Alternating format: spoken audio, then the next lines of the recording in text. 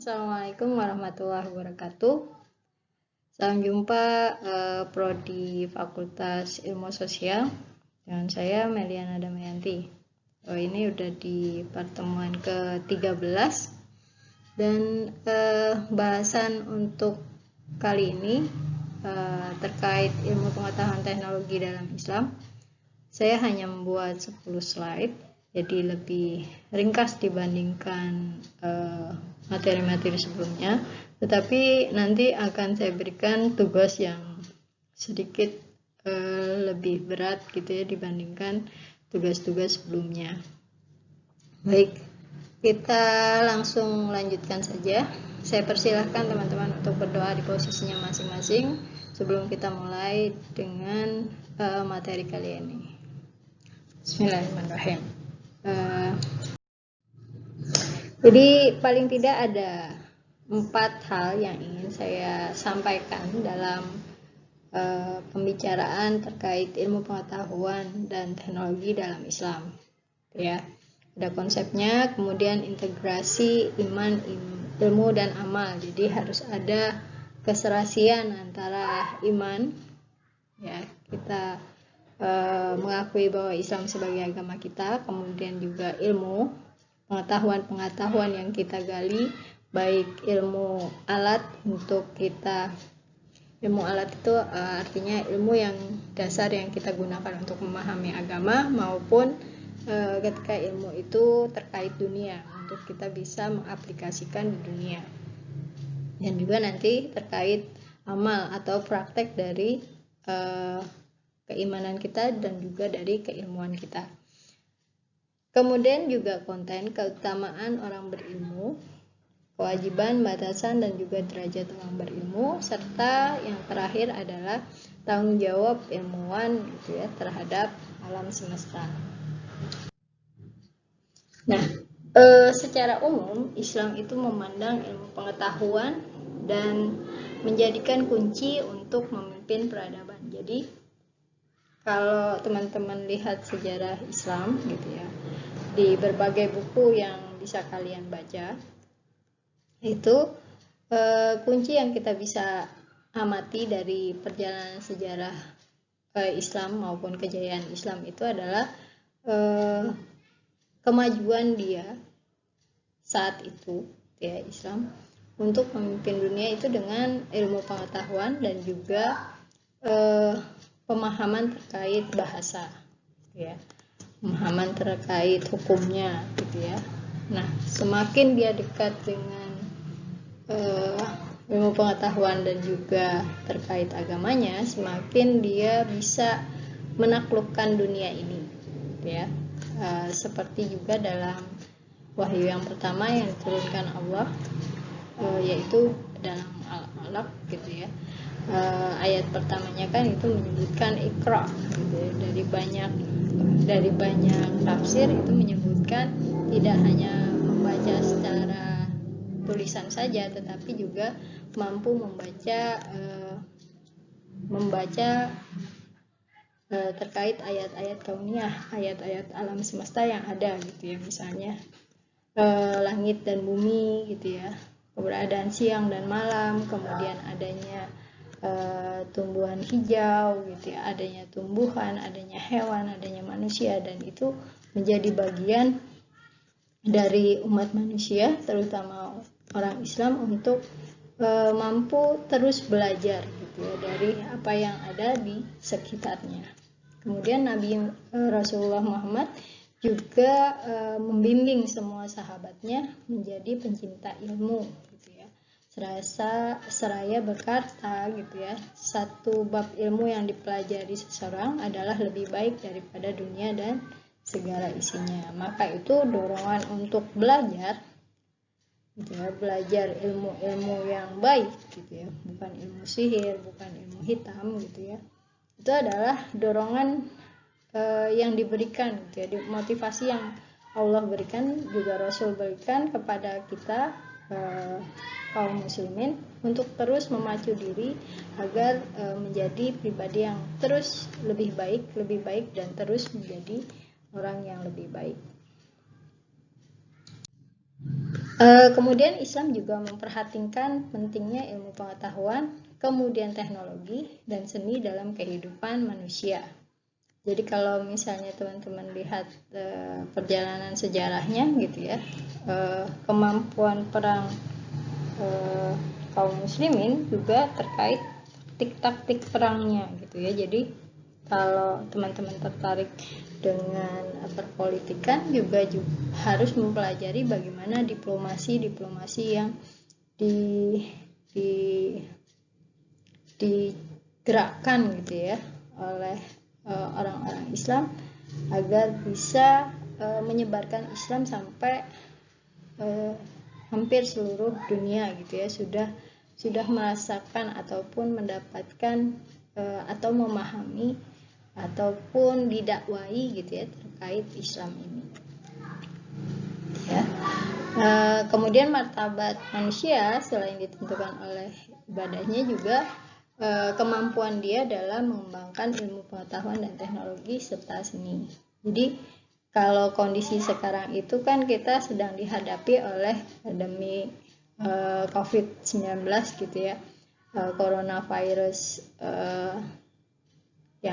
yang ditemukan sekitar Desember 2019 gitu ya. Nah, kemudian dicanangkan oleh WHO menjadi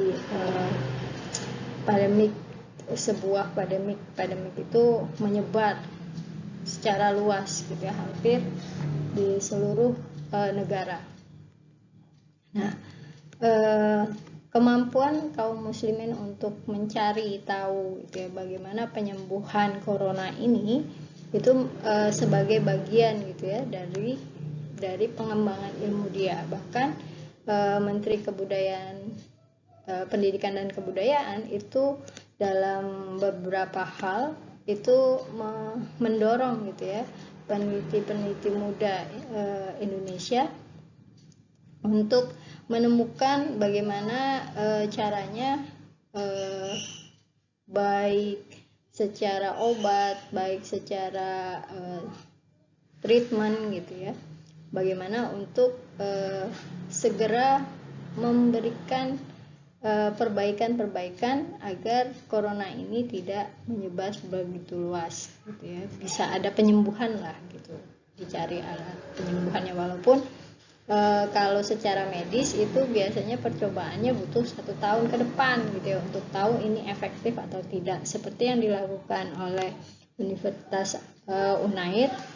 Mereka sudah mencoba mencanangkan menemukan bahkan bisa mengindikasikan gitu ya sebagai penemuan untuk obat corona, tetapi ini tetap harus diuji cobakan gitu ya selama setahun apakah dia valid bisa memberikan imun kepada seluruh warga atau hanya di kondisi-kondisi tertentu. Jadi masih uji coba gitu ya.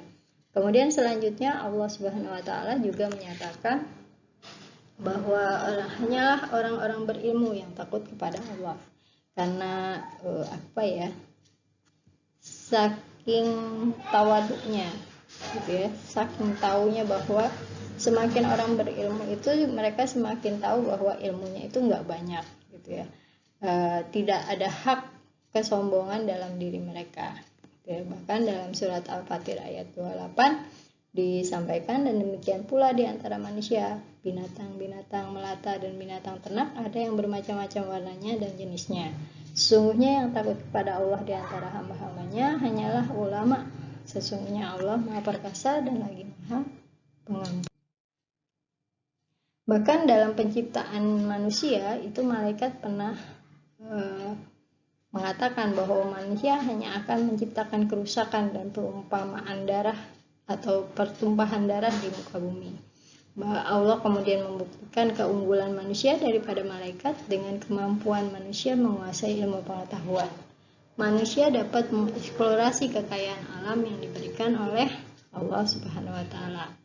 Namun yang penting adalah ajaran Islam tidak boleh diabaikan ketika manusia mengembangkan ilmu pengetahuan dan memanfaatkan kekayaan alam. Hal ini dimaksudkan agar hasil yang diperoleh memberikan manfaat sesuai dengan fitrah hidup manusia. Jadi kalau misalnya kita kembali ke Terkait COVID itu kan kalau dalam Islam itu ada standar yang tinggi ketika kita mau memakan sesuatu gitu ya, memasukkan sesuatu dalam tubuh kita, itu Allah memberikan standar yang cukup tinggi, yaitu selain halalan juga thayyiban. Halalan itu ya halal gitu ya, makanan-makanan yang halal saja yang bisa masuk ke tubuh kita, baik berupa makanan maupun minuman gitu ya. Jadi nggak boleh tuh kita ngambil minum orang gitu ya, terus kita minum tanpa izin dia. Misalnya kita punya teman gitu ya, nah pas kita haus gitu, tapi orangnya lagi nggak ada gitu. Nah kalau lagi nggak ada ya kita SMS dulu, boleh nggak saya minta, atau telepon dulu, boleh nggak saya minta minumnya, saya haus banget nih gitu. Nah kalau boleh ya diminumlah, kalau enggak ya nggak boleh, jangan diminum karena nanti jatuhnya tidak halal di tubuh kalian gitu ya. Demikian juga dengan pakaian, jangan kita sampai memakai baju yang hasil mencuri gitu ya, karena nanti akan dipertanyakan gitu ya. Termasuk juga makanan gitu ya, jangan sampai ada makanan halal ada makanan yang tidak halal masuk ke dalam tubuh kita gitu ya, nanti akan diminta pertanggungjawaban gitu, karena nanti akan berimbas gitu ya, karena makanan itu akan menjadi darah itu akan terus berputar dalam tubuh kita untuk membuat jaringan yang baru gitu ya. Jadi apa yang kita makan itu akan ada dalam tubuh kita. Nah kalau kita mengabaikan ajaran Islam gitu ya, makan aja semua yang ada gitu ya, tanpa melihat halal dan haramnya, kemudian tanpa melihat halal dan thayyibnya. Thayyib itu baik, makanan yang baik. Jadi misalnya siapa yang senang sambal gitu ya, sambal itu baik gitu, tetapi ada beberapa orang yang perutnya itu sensitif terhadap sambal atau makanan yang pedas, maka dia harus mengukur diri gitu ya, sampai batas pedas yang mana yang bisa dia tolerir, yang tidak menyakiti diri gitu ya. Jadi thayyib di badan dia, bagus di badan dia, jangan memaksakan diri untuk memakan makanan yang tidak cocok di tubuh kita gitu ya. Ada yang misalnya dia alergi udang gitu ya, kemudian karena dia makan bersama temannya untuk menghormati temannya, dia makan gitu, tapi setelah itu dia gatal-gatal ataupun bengkak gitu ya karena alergi tadi. Nah ini termasuk makanan-makanan yang tidak thayyib pada diri seseorang tersebut. Jadi standar yang tinggi Allah berikan kepada kita itu juga perlu diketahui dengan ilmu tadi gitu ya. Kalau teman-teman tahu ilmunya, maka akan paham gitu ya bagaimana kita harus berbuat ya. Jadi ajaran Islam tidak boleh diabaikan dalam setiap langkah kita. Ketika manusia mengembangkan ilmu pengetahuan serta memanfaatkan kekayaan alam gitu ya, mereka juga harus memperhatikan terkait tadi, agama boleh sampai batas mana gitu ya. Agama membolehkan kita seperti apa gitu ya. Boleh nggak kita mengolah anggur yang kemudian menjadi minuman anggur yang wine putih ataupun wine merah itu gitu ya, yang diminum jadi arak gitu ya, apakah boleh seperti itu? Nah tentu saja kita nggak boleh karena memproduksi barang haram gitu ya. Hal ini dimaksudkan agar hasil yang diperoleh itu bisa bermanfaat dan sesuai dengan fitrah hidup manusia. Jadi kalau perkembangan 20 tahun yang lalu itu sampai sudah ada cloning gitu ya. Kalau teman-teman cek cloning gitu ya, nanti ada kambing doli, domba doli yang hasil cloning, rekayasa cloning gitu ya.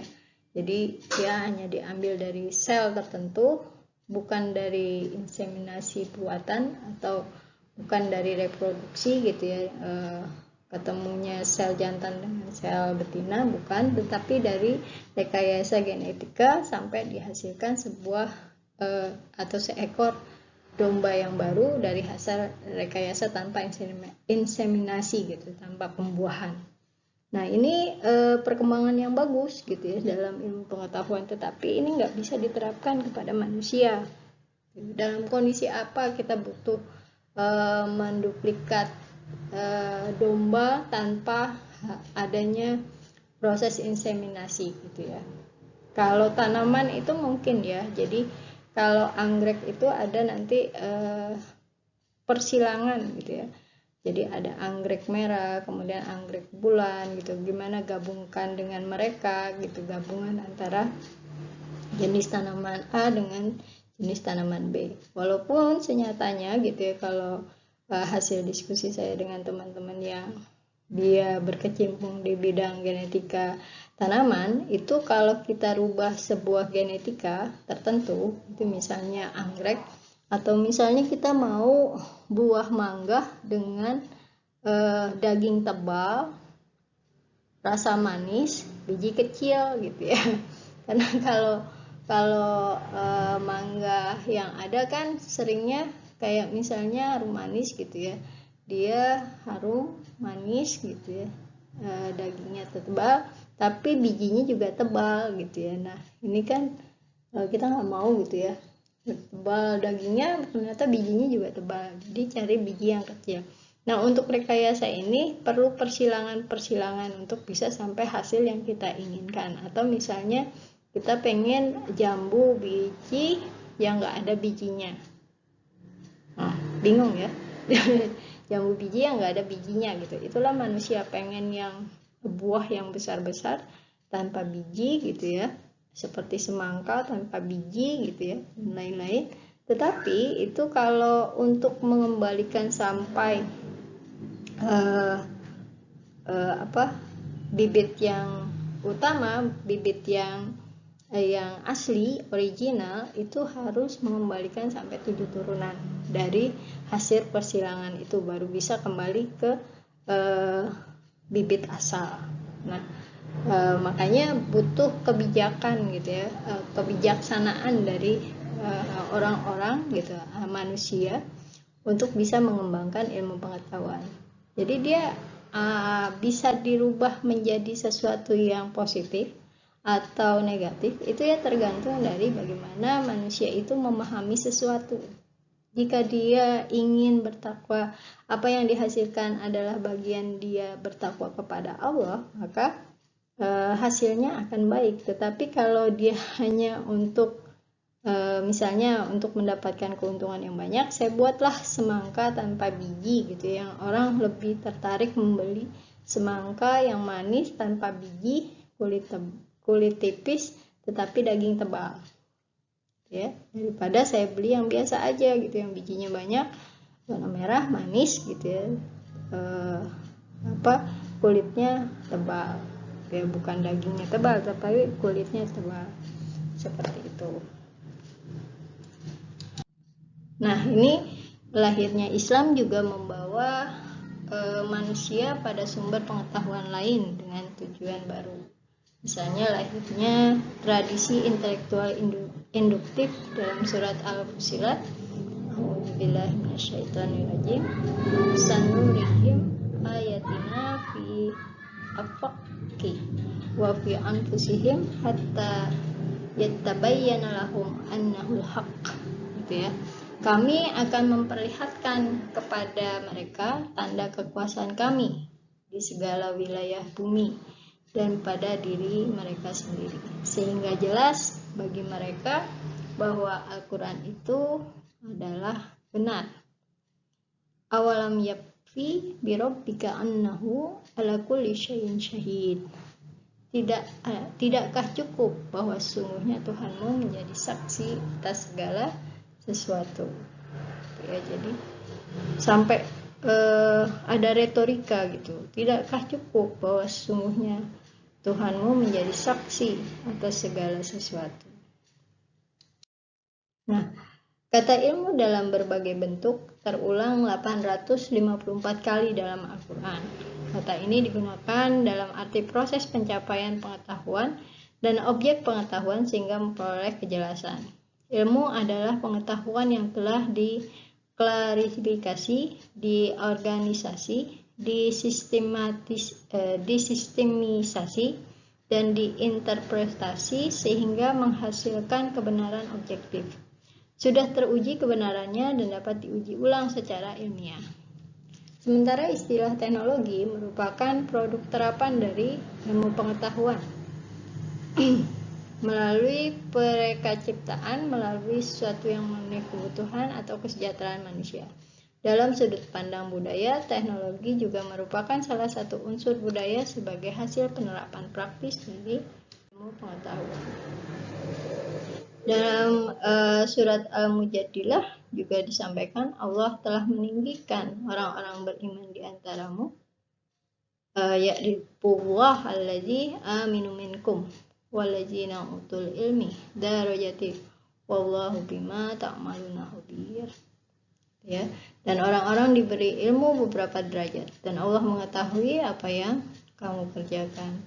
Dalam salat duha pun ada hal demikian gitu ya, keutamaan terhadap orang-orang yang menuntut ilmu.